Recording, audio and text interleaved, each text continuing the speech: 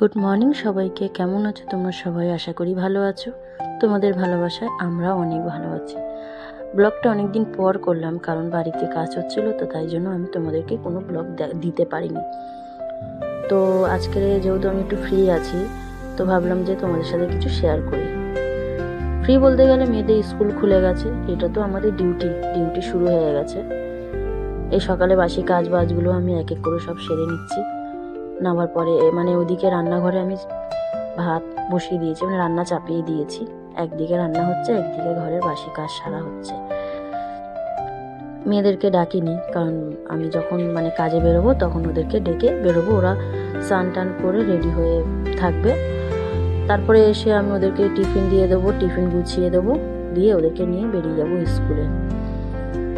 আর সকালবেলা বাসি কাজটা না সারলে না বেলায়ও ইচ্ছা করে না কাজ করার জন্য।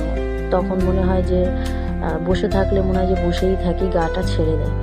তাই জন্য আমি যতটুকু পারি ততটুকু সকালবেলা আমি কাজটা সেরে নেওয়ার চেষ্টা করি।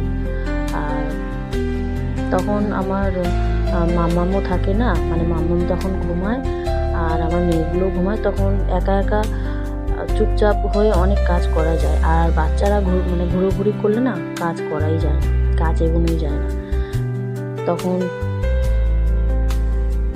তারপরে এখানে আমি সব এক এক করে বাসি কাজগুলো সেরে নিচ্ছি।